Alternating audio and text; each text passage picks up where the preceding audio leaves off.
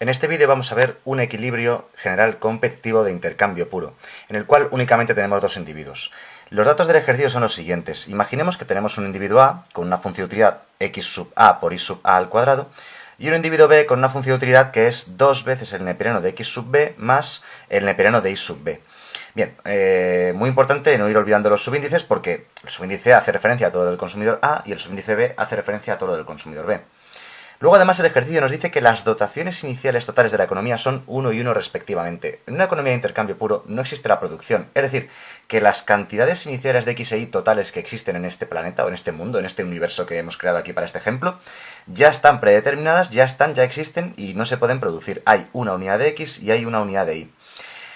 Luego, además, de forma particular, nos dicen que el individuo A, inicialmente, tiene unas dotaciones de X e Y, un medio y 4/5, y el individuo B tiene por tanto el resto, pues la media unidad de X restante y la 1/5 de unidad restante del bien Y. Bien, todos los equilibrios de intercambio puro nos van a dar una dotación inicial total de la economía y unas dotaciones iniciales para cada uno de los individuos.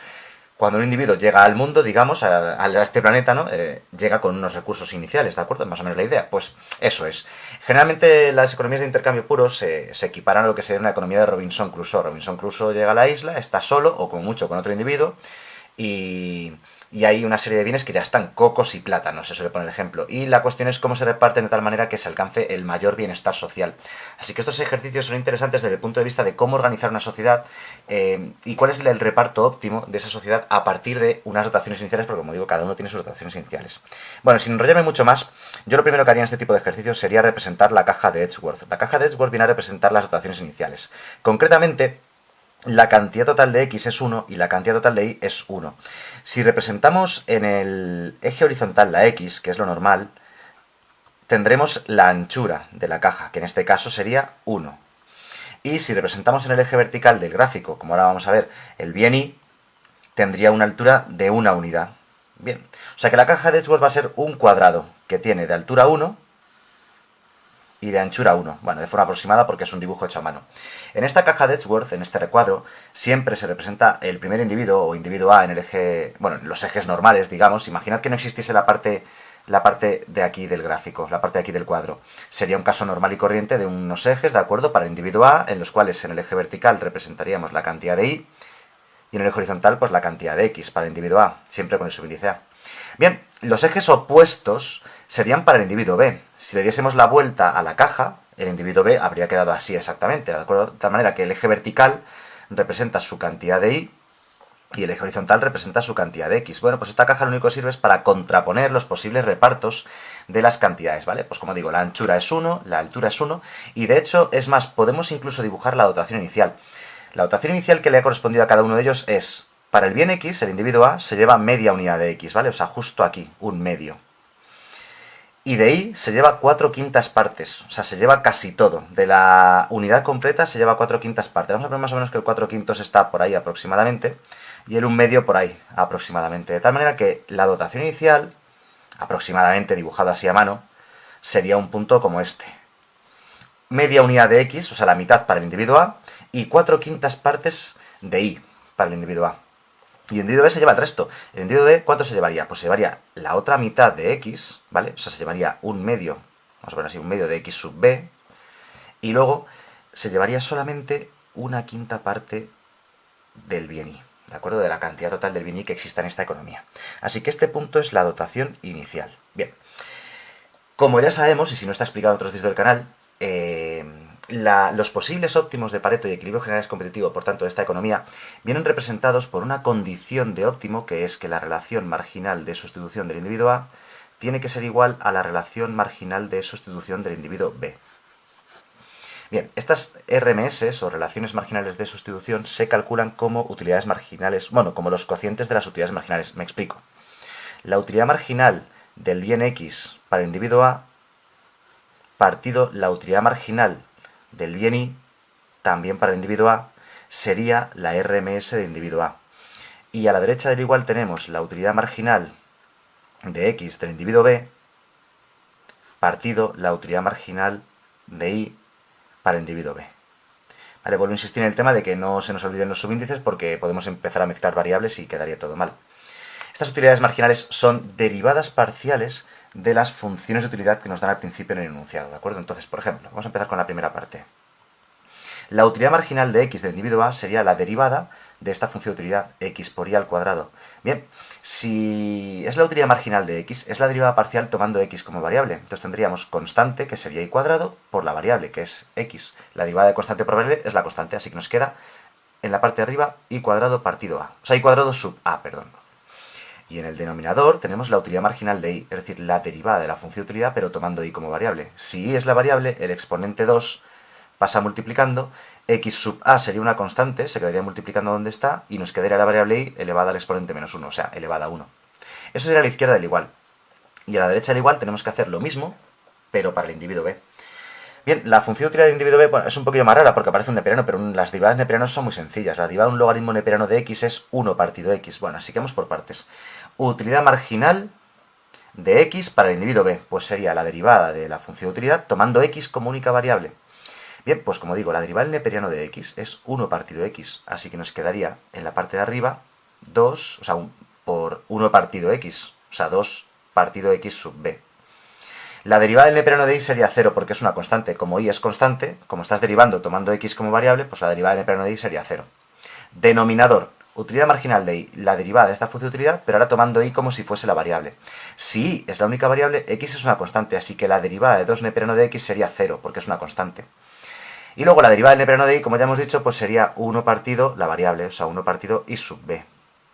Bien, aquí vamos a intentar operar, simplificar lo que sea. Pues por ejemplo, podemos simplificar la y que tenemos aquí en el denominador con el cuadrado de la y de arriba, de tal manera que a la izquierda del igual tendremos y sub a partido 2x sub a.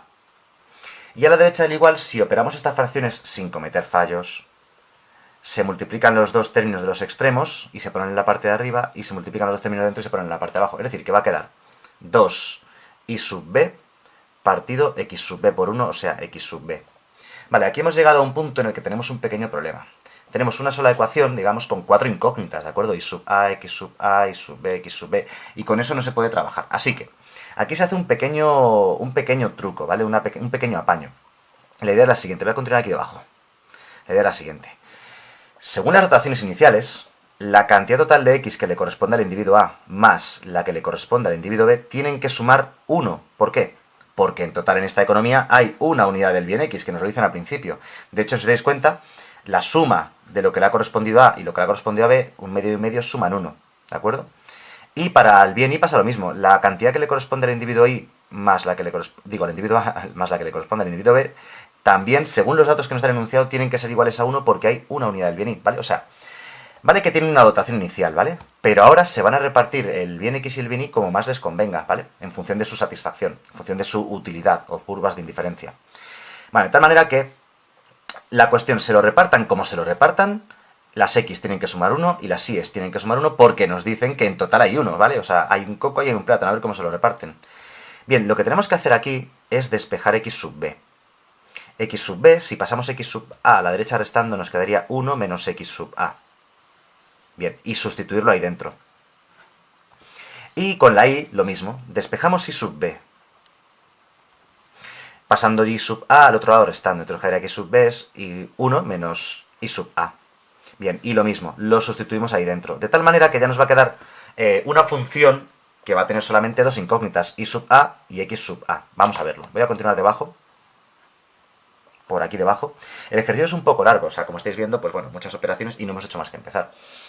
Bueno, y también porque voy muy despacito, explicando paso por paso todo. Bueno, la igualdad nos quedaría que y sub a partido 2x sub a es igual a lo que nos queda a la derecha, que sería 2 por y sub b, es decir, 2 por 1 menos y sub a, partido x sub b, que es 1 menos x sub a. Bien, y ahora la idea, como siempre en mates, ¿qué hacemos siempre en mates? En mates la idea siempre es despejar la y a la izquierda del igual y todo lo demás hacia la derecha, ¿no? Pues lo vamos a intentar. Lo vamos a hacer así en dos pasitos. Yo lo que haría... A ver, esto es despejar una ecuación. Podéis despejarlo de mil maneras distintas. Yo lo que haría sería multiplicar en cruz un poco así, de esta manera, ¿de acuerdo?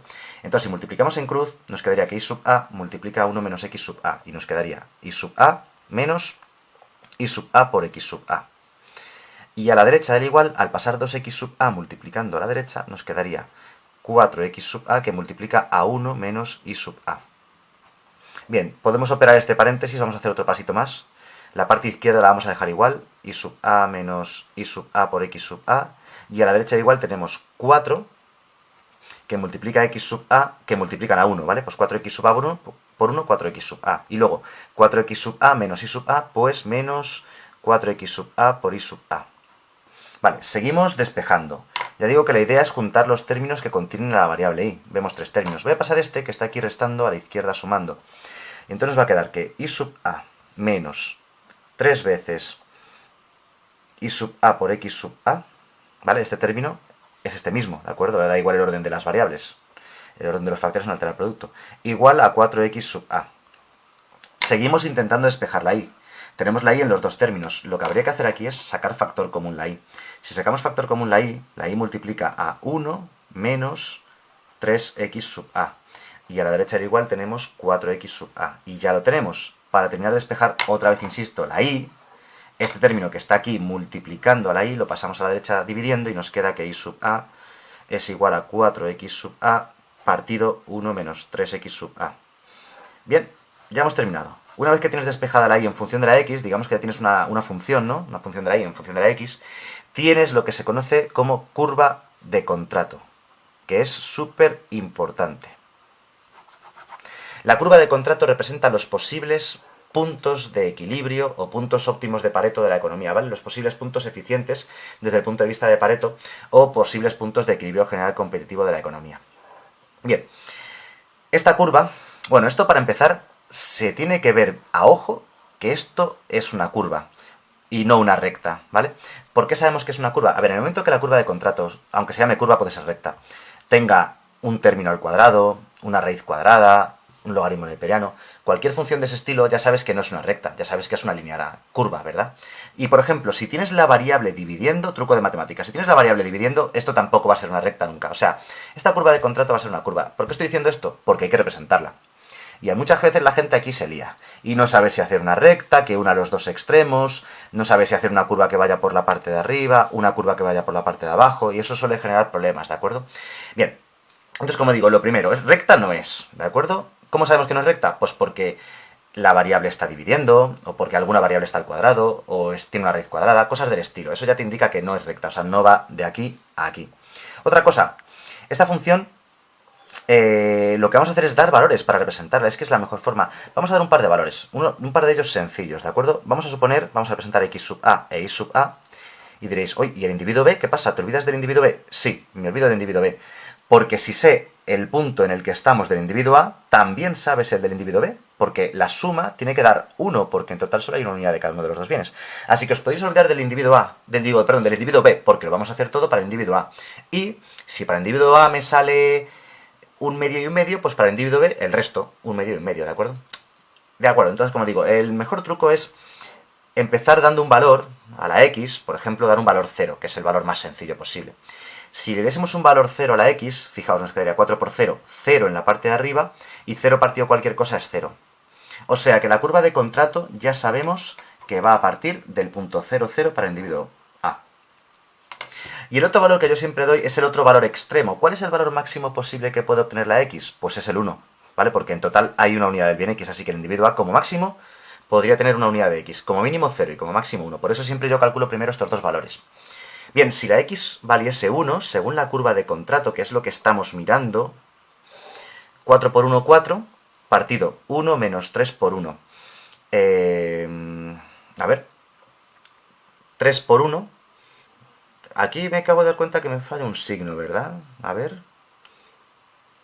Algún signo me he saltado por aquí que no me ha quedado bien. Al pasar esto que está aquí restando al otro lado sumando. Sí, mirad, me acabo de dar cuenta de que este signo no es negativo, corrección. Esto es positivo, por tanto esto es positivo y esto es positivo. Me he dado cuenta justo ahora que no me cuadraba que me saliese un resultado negativo. Vale, repito. Corrección, ¿vale? Al pasar esto que está restando a la izquierda sumando, me queda sumando, perfecto, ahora ya está bien. Y como decía, si la x valiese 1, 4 por 1, 4, en la parte de arriba tendríamos un 4, y en la parte de abajo tendríamos 1 más 3 por 1, que es 4, ¿vale? Así que tendría 4 partido 4, y eso sale 1. O sea, que si al individuo A le tocasen, ¿de acuerdo?, una unidad del bien x, ¿vale? Para una unidad del bien x le correspondrían una unidad del bien y, es decir, este es el otro punto. O sea que esta curva de contrato sale de aquí y llega aquí. Lo digo porque a veces no sale de aquí, a veces sale de aquí, o de aquí, puede salir de cualquier sitio, y a veces no llega aquí, puede llegar aquí, puede llegar aquí, pero es muy fácil de comprobar.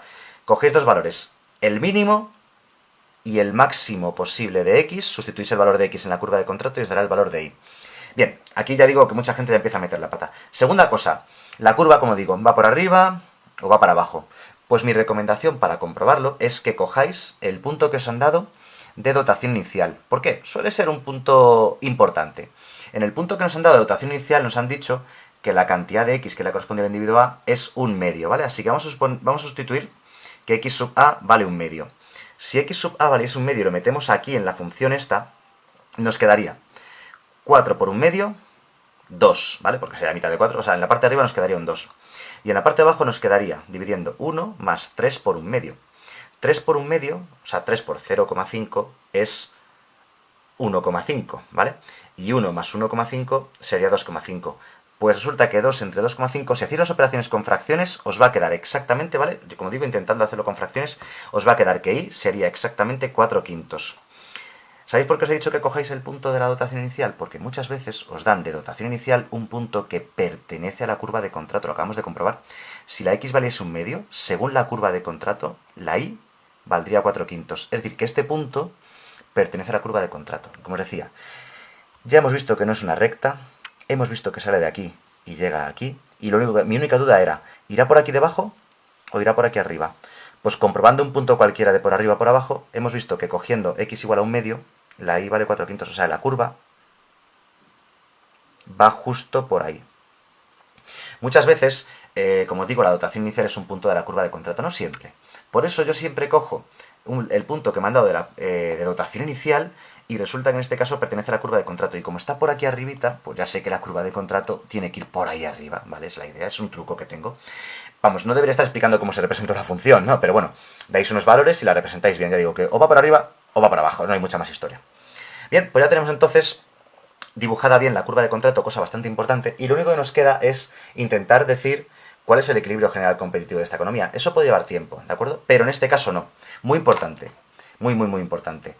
Si la dotación inicial, es decir, el punto inicial donde se encuentran los individuos, es un punto que pertenece a la curva de contrato, los individuos no tendrán incentivos a salir de ese punto y resultará que ese punto, además de ser la dotación inicial, será también el equilibrio general competitivo. O sea que es una buena noticia, nos va a ahorrar un montón de trabajo.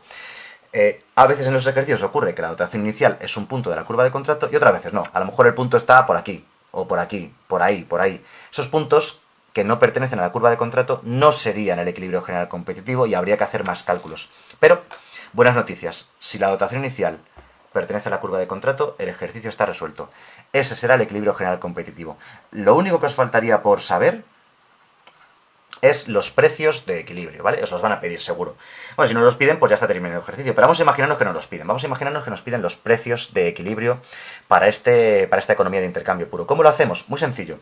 Hay que resolver, lo primero, el equilibrio individual, o sea, del individuo A. Vale. De micro básica, tenemos que saber que el punto de equilibrio o de máxima satisfacción del individuo sujeta a su restricción presupuestaria se obtiene igualando su relación marginal de sustitución a P sub X partido P sub Y. Esto, como digo, es de la micro básica de la teoría del consumidor. Entonces, como digo, habría que resolver el problema del individuo A y obtener sus funciones de demanda, el problema del individuo B y obtener sus funciones de demanda, y montar un sistema de dos ecuaciones con dos incógnitas para saber cuál sería el punto de equilibrio general competitivo. Ya digo, en este caso no hace falta calcular ese punto porque ya sabemos que ese será ahí. Bien, si hacemos la condición de equilibrio de individuo A, nos quedaría utilidad, bueno, ya lo hemos calculado antes, pero lo voy a hacer otra vez. Utilidad marginal de X del individuo A partido utilidad marginal de Y del individuo A. Y eso tiene que ser igual a P sub X partido P sub Y, que son la incógnita. Queremos averiguar cuánto valen los precios relativos de los bienes. Siempre queremos saberlos. Bueno, ya lo hemos calculado antes, está por aquí arriba, sí. Ahí está, nos había quedado que la RMS de individuo A era, continúa aquí debajo, I sub A partido 2X sub A. Y eso tiene que ser igual a los precios relativos de los bienes P sub X partido P sub Y. Ojo, que ya sabemos cuánto valen estas cantidades. En este ejercicio, como digo, hemos ahorrado tiempo. Sabemos que la cantidad de I que le va a corresponder al individuo A es 4 quintos y la cantidad de X es un medio, las podemos sustituir aquí directamente, ¿vale? Ya sabemos que son las cantidades del equilibrio general competitivo porque resulta que la dotación inicial, por casualidad, ya pertenecía a la curva de contrato y, por tanto, es equilibrio general competitivo. O sea, una dotación inicial puede ser equilibrio general competitivo siempre, siempre que pertenezca a la curva de contrato. Si sustituimos, nos quedaría la Y. La Y hemos dicho que vale 4/5 partido 2 por X. Y X hemos dicho que vale un medio. Y eso tiene que ser igual a P sub X partido P sub Y. Fijaos un pequeño detalle. El 2 que tenemos debajo dividiendo se simplifica con el 2 que está dividiendo. Y te queda 4/5 partido 1, o sea 4/5. O sea que P sub X partido P sub Y será igual a 4/5. Y esta es la respuesta. Los precios de los bienes serán 4/5. P sub X partido P sub Y. Por cierto, importante, no se puede saber el precio de X y el precio de Y por separado. No se pueden saber lo que se llaman los precios absolutos de la economía. No se puede saber P sub X y P sub Y. Como mucho, se puede saber los precios relativos. Es decir, el precio de X partido el precio de Y. Bueno, y aquí tenemos un ejercicio completo de economía de intercambio puro de equilibrio general competitivo, en el que hemos tenido un poquito de suerte porque la dotación inicial pertenecía a la curva de contrato y no ha sido necesario resolver el problema completo. No ha hecho falta. Ha bastado con ver que el punto de la dotación inicial pertenecía a la curva de contrato y ya está. Y ese punto era el equilibrio general competitivo, es decir, la solución del problema. Como decía antes, si la dotación inicial hubiese estado por aquí en cualquier otro punto que no fuese un punto de la curva de contrato, entonces lo que habría que haber hecho es resolver el equilibrio de individuo A, el de individuo B, obtener sus funciones de demanda, sería mucho más largo, y entonces nos quedaría un sistema de dos ecuaciones con dos incógnitas, que vamos a ver a continuación, bueno, que podéis ver en otro vídeo, porque este vídeo sería muy largo si lo hiciésemos ahora a continuación, que podéis ver en otro vídeo, en el cual pues ya resolveríamos el problema en sí.